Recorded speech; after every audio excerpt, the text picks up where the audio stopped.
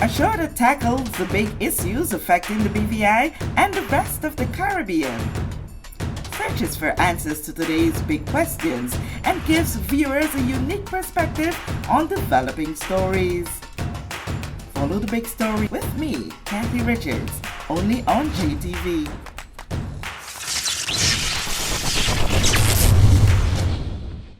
This show is brought to you by the National Bank of the Virgin Islands, Digicel, Cyril B. Romney Tortola, Pier Park, Nagico Insurances, Banco Popular, Simply Secure, and NV Salon, Spa, Nail, and Barbershops. You value traditions. Today. You value music. You value education. Family. I love you. Service. Thank you. You're welcome.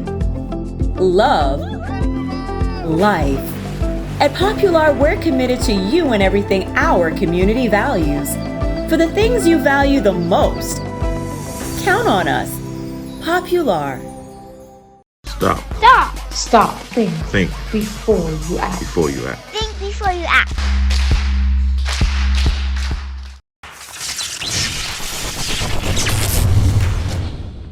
A group of residents served the petition to the offices of the Governor, His Excellency John Rankin, Premier and Minister of Finance, Honorable Andrew A. Foy, and the Leader of the Opposition, Honorable Marlon A. Penn. To the forefront, Mr. Floyd Burnett, also known as Heritage. On this edition of The Big Story, we hear from Mr. Burnett and other members of the group who participated in the movement earlier today, July 12, 2021. We set out on the people's business today on behalf of the people of the territory. We arrived at the governor's office about 10:45. We were met with the security out front. Right, we were met with the security out front, and we were also greeted. We were told that there can't be a mass gathering in the yard, and they sent a few more members of the Royal Virgin Islands Police Force to just accompany us. We officially turned in the documents to the governor's security, who guaranteed us that it would be handed directly to the governor. And then we asked the remaining officers to accompany us as we move around to the Premier and the House of Assembly to deliver the remaining documents. Unfortunately, when we arrived at the Premier's office, his office was closed. The officers were very humbled. They still went on and followed us over to the House of Assembly, where we requested to turn the documents to Honorable Penn over. He was not there at present, but immediately he did grant the secretary permission to collect on his behalf. And after that, we had a challenge still locating the Premier and wondering what do we do with his documents family. In the end, it was concluded that after contacting his secretaries and offices and realized they are totally non-functional today, it was agreed that we're going to leave his document in the hands of the House of Assembly. All three documents have been stamped received and they have been officially submitted. The governor, the premier, and the head of the opposition received an identical document. It is a petition or ask and a copy of over 2,000 signatures from us, the voting public in the Virgin Islands. The signatures were all attached in a combining document, so all three officials received the same document officially. What it is that you are requesting of these authorities? Okay, we are asking a few things. One, we want to stop the greedy bill. Two, we are asking the government in a short period of 72 hours to reconsider their authoritarian approach to COVID, meet with the people and come up with some more realistic realities that we the people feel safe and secure with health-wise and medical-wise. We're also asking them to immediately halt the distribution of vaccines till we can truly understand if they have been deemed safe for the public. We're also asking them to immediately stop the discrimination on the workplace and the division of vaccinated and unvaccinated people until they can present some kind of data to present that one is a threat to the next or vice versa. Okay. Yeah, so on that note, I interviewed a few of your supporters, a few of the supporters of this initiative today, which you viewers will hear right after this interview with Mr. Heritage, I could call you, sure, on this forum. What they're claiming is that now what they're seeing is a division, a war that is brewing between the vaccinated and the The unvaccinated. Right. And what we are hearing on the ground is that this entire thing started with the manner in which the Morning Draft handled their protest against vaccinated. Okay, so very good question, Kathy.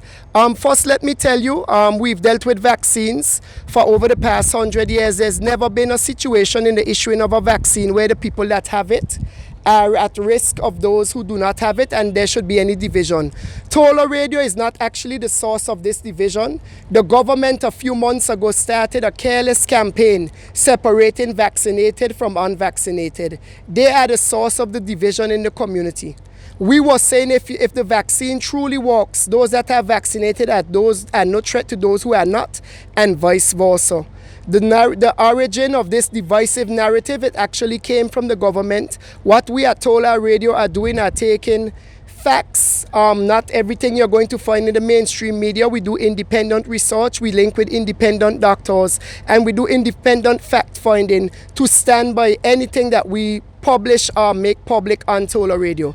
So we definitely would not take responsibility for being the source of that. The government had a disinformation campaign for many months, putting the vaccinated against the unvaccinated. Why there now seems to be a rift is that actually we the people are now confronting them with information because they can use no science or data to prove that no one without a vaccine is a threat to someone who has, and vice versa. So actually we were not the source of a narrative, but we are the source of trying to correct the narrative. The government many months ago dangerously started that independently on their own, creating rifts amongst the vaccinated and unvaccinated. So I would just love to clear that up formally for the public. One other thing, Heritage. There was a time when you had caused to call out the Minister for Health. Yes. And it came over to many in a very distasteful way in which they thought that you were being called. Well, yes, I crowned him officially the Minister of Death. Reason being is I sat at home and I realized, Kathy, that we have been lied to, because there was not only a narrative that vaccinated people are a threat to unvaccinated. There was a narrative that visitors to our shore are a danger to us. And I knew in my heart that something was wrong, because our country has been awarded a universal gold seal. We have some of the highest COVID standards in the world. And I knew we had all the protocols in place that we could safely receive guests without any challenge happening. So upon realizing that we have been bamboozled and they were prolonging and stalling the opening of the economy, is where those meditations came to me before my show, and I just literally acted on instinct. I had to go ahead on instinct. There's no way that I confronted him, and to date he has never come back to take a proper interview since. There's no way they can prove that someone at a hotel, the guest is okay and the worker is okay. There's no way they can prove the worker was a threat to the guest or vice versa. Okay, so Yeah. you in no way apologize for the manner in which you called him out. No, because to date the people have asked humbly. We've asked for a communication. He's been delivering his speeches in the manner of a dictatorship, where he just makes statements and the public is to adhere. So I still take no apologies for my remarks or my statements. And you know, sometimes that's just how things go. It was on the flare of the moment. He is yet to debunk my point that you don't need to be a hotel worker and vaccine if the people are coming in as safe and healthy, and the workers are safe and healthy. There's no way you could prove one is a threat to a next. That's been over a month now, and he still hasn't been able, even on other forums, to counteract the information that I presented to him. Okay, now back to the petition. What do you expect to be the final outcome of all of this? Well, hopefully the government that we elected listens to us, the people. We are sad that it had to come to this, but you know, in a democratic, constitutional run society, we have all legal rights, and we the people humbly took upon our rights. We are hoping that the Premier, the Governor, and the Leader of the Opposition will take into account the volume of signatures, the responsible nature in which and what we the public are asking for, and hopefully they will just humble themselves and come to the people and have a real conversation, so that we can come up with means to resolve this so-called pandemic or pandemic, where the situations that we the public and they the government are also good with.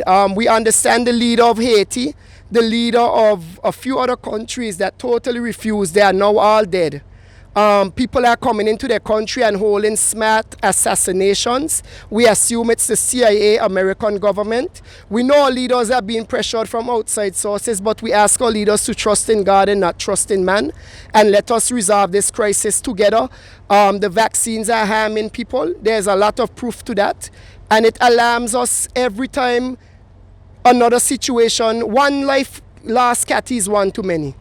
And anyone injured with an adverse effect is enough to say, halt this thing and let us get it together. Our bush medicine did not fail us for a month and a half. I'm sure it's not going to fail us now. And after you recover from COVID, you have natural antibodies, and even the CDC is telling you at that point you have no call legally being vaccinated.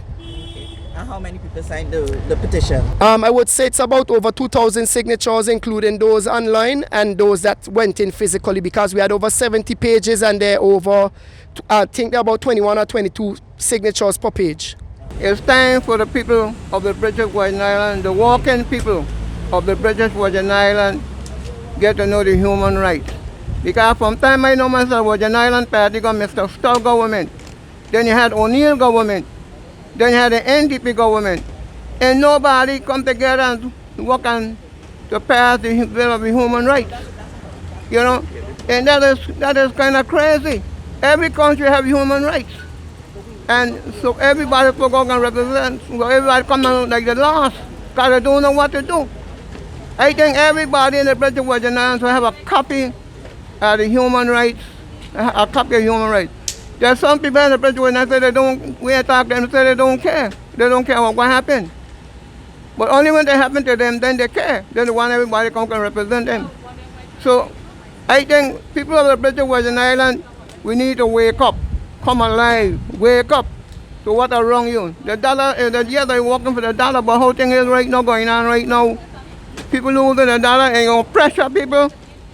When the records are going to say that if you don't get a vaccine, you can't go to the supermarket. That's what's going on, Antichrist. It's a sign of the Antichrist right there. The churches, them, ain't doing nothing about it, ain't doing nothing. As a matter of fact, they're encouraging the workers them to take the vaccine. It's not right. If you're listening to what's going on around the world, imagine on the Antichrist, the mark of the beast, 6666. I might be wrong, in my opinion, but when you read the Bible and you look around what's going on right now, these things are going to happen happening. This vaccine, they're going to put pressure on people, and people can't walk. People are going to take it in their own hand and go and play and got a lot of robbery, shooting, killing, and all the things. That's what the law is encouraging. I might be wrong, I might be wrong, but that's why I see it coming. If they really had enough, and those people, they got rent to pay, $1,300 a month, $1,200 a month, and they still can't find money to buy food for the family. So when you put in pressure on these people, what you expect the people to do? When they take the law in their own hand now, then the government send the police out to shoot them, to lock them up. Now when you lock them up, now what's going to happen? They don't have money to pay for the court. They don't have money to pay for somebody to come and bail them out. And they have children. So what's going to happen? People of the British Virgin Islands, we need to come up, yes, stand for something, or you don't stand for nothing. We cannot be recognized. Election time coming in the next 2 years. The kind of stuff I've been reading on the news about the inquiry, what's going on here, it's not right. It make a country, make a minister look bad, shameful. I personally came out today, and I think today was way overdue, if you ask me. I am hearing stories of persons who have taken the vaccine and they have a lot of adverse side effects. I also have heard of persons who are asked to leave their jobs and don't come back until they're vaccinated. I personally feel that should be a choice of each and every person to do what they want to do with their body. The government do not own our bodies. The higher elites do not own our bodies. each and every one of us own our own body. Besides, God owns all of us, but we are responsible for taking care of our own bodies, what we want to put in it and what we don't want to put in it. Our Creator has put on this earth everything that we need to heal ourselves, all the herbs and everything that we need to keep ourselves healthy. And I don't understand why this vaccine is being pushed so, as if it's a savior and as if it's the only solution. There are other solutions out there, alternative solutions that can make people well if they was to get this virus or whatever virus. Over the hundreds and hundreds of years, our forefathers, we growing up, we have been fall sick to many illnesses, many diseases. And there was never a need for a vaccine to cure. The acting as if this vaccine is a cure it all. To me, is some underlying agenda behind this vaccine. When you have to bribe people to do a lottery, bribe people to give them land, bribe people to get them food, bribe people to go on cruise, bribe people for this, pushing them back in the corner as if this is the only solution to keep yourself well, that tells me there's some kind of they're talking about conspiracy. Ha! That is a conspiracy right there within itself.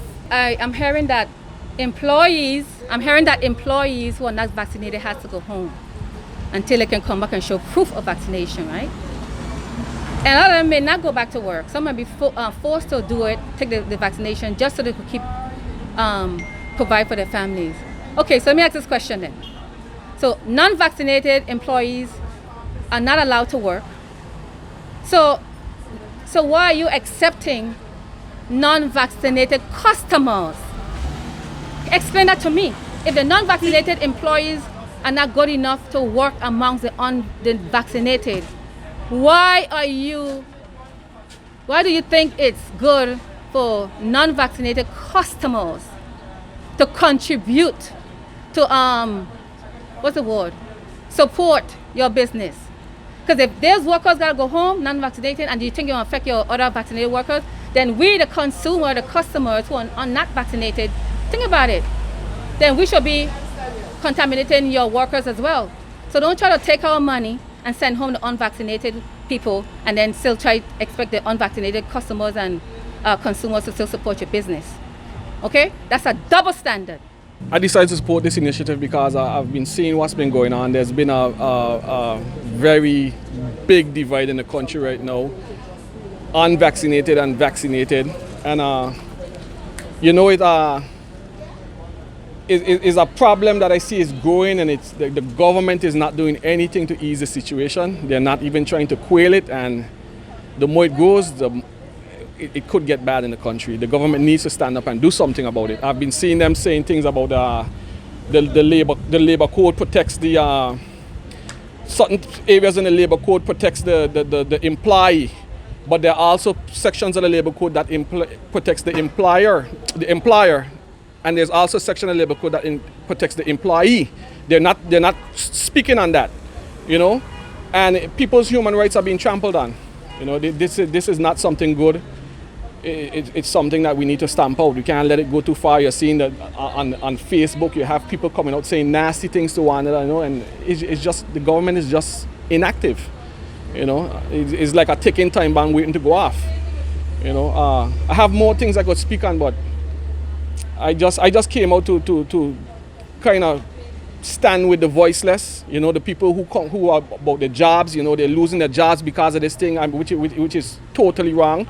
Me personally, I'm not supporting any business any longer that has been doing these things to people. I can't spend my money. I think nobody should be doing this. The government has a right to get involved.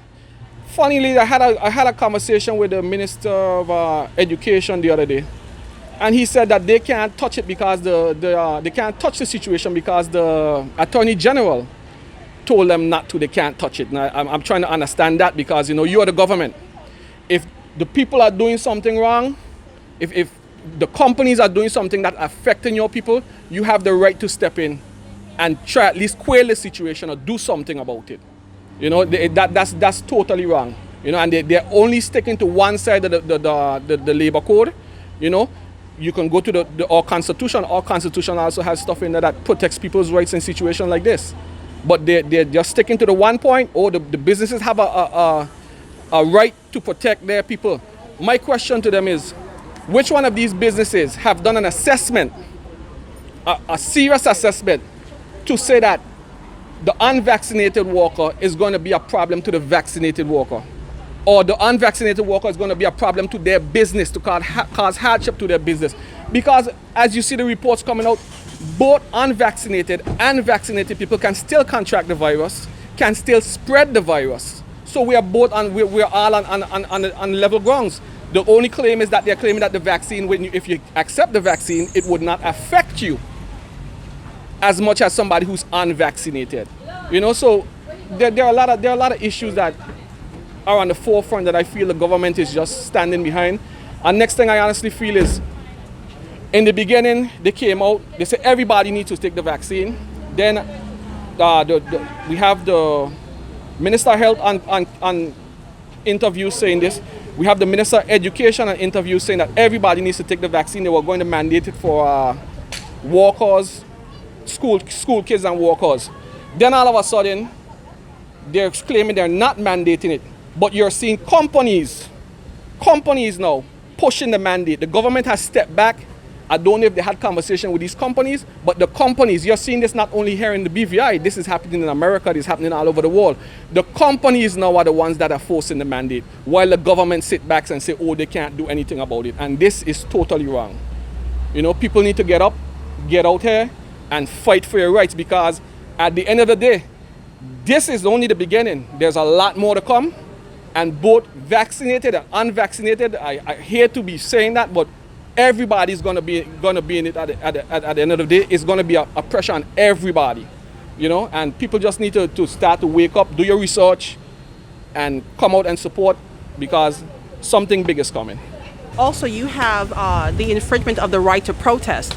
So if you notice, immediately that persons were talking about that they wanted to go out and do protesting against this thing, they immediately went to the House and took down the amount of people who could gather in one place from 200 down to 100.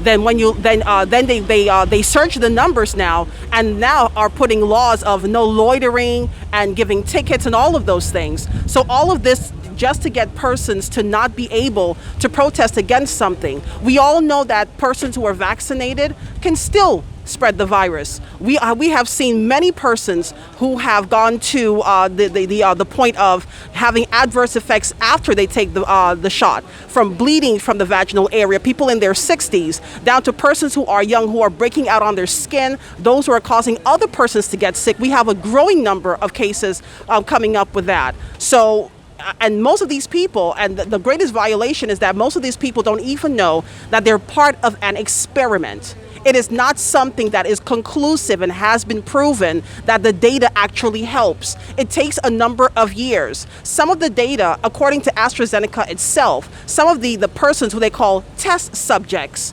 their information or data, when it's supposed to be gathered, is supposed to be handed in 2022 and 2023. So between now and then, they're going to watch to see who's going to fall from stroke, who's going to get blood clots, who's going to have things like cardiac arrest, and the list goes on. So it's very important that we know exactly what it is that we are getting ourselves into. You look at the Nuremberg Code, and in there it states that you cannot and should not, and it's a violation to have any person as part of an experiment without their full knowledge of what they are actually doing and what they're signing up to. And 99% of the people do not know what they're signing up to. They're running to get the jab because I don't want to get fired. They're running to get the jab because I can't travel. They're running to get the jab because they're being threatened. And this is what we see, the pattern that's happening. So we now are that's why we're here.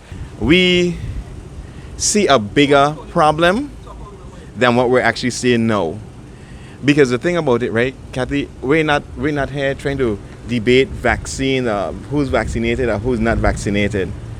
We know that whatever is going to happen, because this is a test, they're running a test with this vaccine, so we don't know all the repercussions, but we're here because people's lives are being affected. It's a big division right now about who's vaccinated and who's not vaccinated, and it's causing scorn. It's causing all kind of different adverse effects, and this is something that the government needs to take in consideration, because we're gonna have a big. At the end of the day, we're gonna have a big war.